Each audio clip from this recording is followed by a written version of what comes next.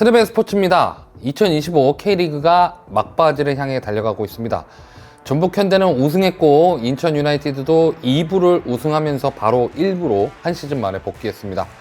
하지만 시즌이 끝나도 끝나지 않는 팀들이 있습니다. 강등을 피해야 하는 K리그 1 팀들과 승격을 열망하는 K리그 2 팀들이 1부 리그의 자리를 두고 맞짱을 뜨는 승강 플레이오프를 치러야 하는 팀들인데요. 오늘은 승강 플레이오프에서 1부와 2부 중 누가 더 많이 이겼는지, 그리고 요즘의 분위기는 어떤지 한번 이야기해 보겠습니다.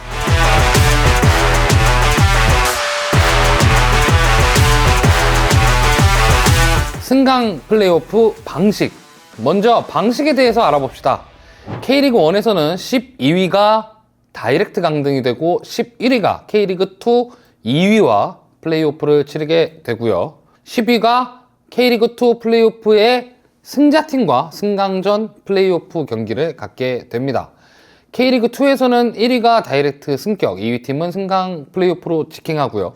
3위부터 5위까지는 K리그 2 안에서 플레이오프를 갖게 됩니다. 그러면 K리그 2 안에서 갖는 플레이오프는 어떻게 이루어질까요? 먼저 리그 4위와 5위가 상위팀 홈구장, 그러니까 리그 4위팀 홈구장에서 단판으로 경기를 하고 그 승자팀이 3위팀과 다시 단판으로 붙어서 거기에서 이긴 팀이 K리그 1 10위팀과 승강 플레이오프를 치르게 됩니다. 만약 이 K리그 2 플레이오프 경기에서 무승부가 나왔을 경우에는 연장전이나 승부차기를 하지 않고 성적 상위팀이 승리하는 것으로, 그러니까 리그에서 더 높은 순위에 있는 팀이 승리하는 것으로 결정을 짓습니다. 그리고 K리그 1, 2의 모든 일정이 마무리하게 되면 승강 플레이오프의 세팅이 끝나게 됩니다. 그리고 승강 플레이오프는 홈 앤드 어웨이로 두 번 경기하게 되는데 여기에서는 최종 스코어만 합산을 하게 됩니다. 만약에 승강 플레이오프 1, 2차전 모두 동점이 나게 되면 이때는 연장전을 하게 되고요. 여기서도 승부가 안 나면 승부차기까지 끝장을 보는 경기를 하게 됩니다. 이게 다 끝나야지만이 최종적으로 1부 승격이냐 혹은 2부 강등이냐가 결정되게 됩니다. 그렇다면 1부와 2부 중 누가 더 많이 이겼을까요? 승강 플레이오프가 시작돼 2013년부터 2016년까지는 모두 K리그 2 구단이 승리해서 승격을 했습니다. 최초의 승강 플레이오프였던 2013년 강원부터 경남, 부산 아이파크, 성남이 모두 패해서 2부 리그로 강등이 되었고 K리그 2였던 상주 상무, 광주, 수원FC, 강원이 1부로 승격을 했습니다. 이 같은 기간에 부산 아이파크는 일부 기업구단의 최초로 2부 리그 강등이라는 불명예를 얻기도 했죠. 2017년부터 2021년까지는 반대로 1부가 더 살아남았습니다. 상주 상무, FC서울, 경남FC, 강원FC와 부산 아이파크가 3번 승강 플레이오프에 올라오고 대전 하나시티즌이 한 번 올라왔는데 1부 상주 상무와 서울, 강원이 살아남았고 2부 부산 아이파크가 3번의 재수 끝에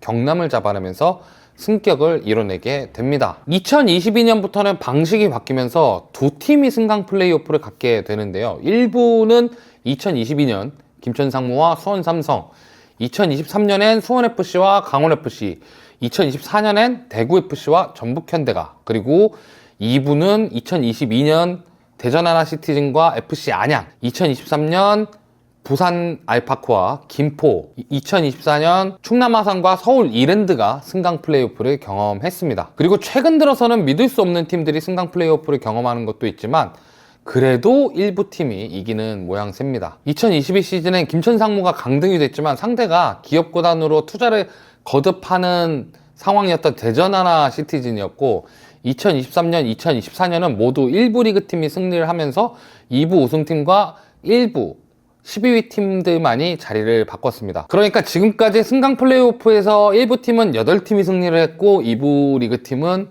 6팀이 승리를 하면서 단순 숫자상으로는 역시 1부 리그가 더 전력적으로는 유리해 보였죠. 하지만 실질적인 차이가 있습니다. 최근 들어서는 다이렉트 승격하는 팀들도 어느 정도 규칙이 생기는 느낌입니다. 승강제 초반에는 상무라는 변수를 차치하고서라도 어느 정도 떨어질 팀들이 보이고 그 팀들이 분위기를 뒤집지 못해서 자리가 바뀐다면 점점 자리를 잡아가면서는 순수 축구만 잘해서는 올라가기가 힘들어졌습니다.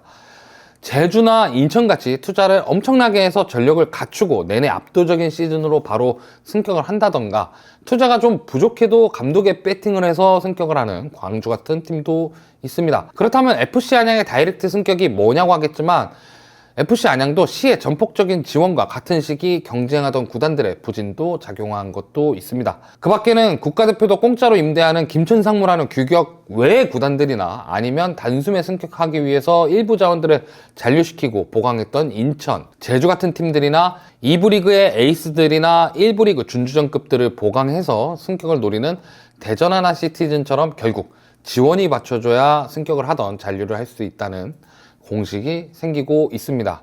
당장 올해 수원 삼성의 1부급 이적 자원들을 볼까요?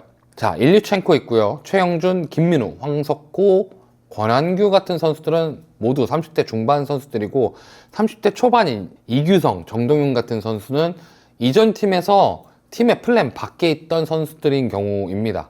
물론 김지현 같은 경우도 있습니다. 이 선수 같은 경우 20대 후반이죠. 울산이라는 빅클럽에 이적을 했지만 강원에서 보여준 활약을 보여주지 못했던 선수입니다.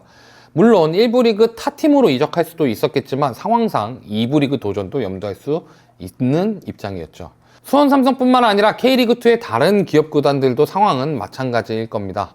1부의 시민구단들도 허덕이지만 2부의 시민구단들은 더 큰 차이에 놓일 수밖에 없고, 기업구단이라 해도 2부 리그에 장기간 머무르면 2부 이미지가 씌워지면서 투자 의지와는 별개로 1부 주전급 선수가 오기 쉽지 않은 그런 환경인 것은 사실입니다. 실제로 대강 2부 시민구단들의 선수 영입을 보면 1부 경험이 있다 해도 K3를 거쳐서 온다거나 하는 경우가 굉장히 많거나, 혹은 동남아를 거쳐서 오는 경우가 많죠.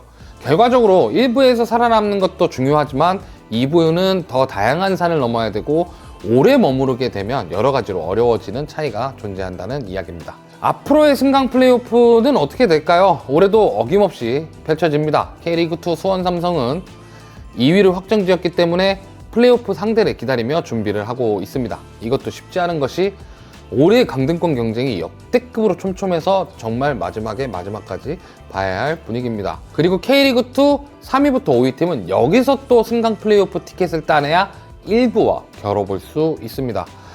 이래저래 올해는 마지막까지 재미있을 것 같은 한 해입니다. 전 개인적으로 수원 삼성의 플레이오프 승리를 좀 기원하겠습니다. 지금까지 스냅앤스포츠 장동희였습니다.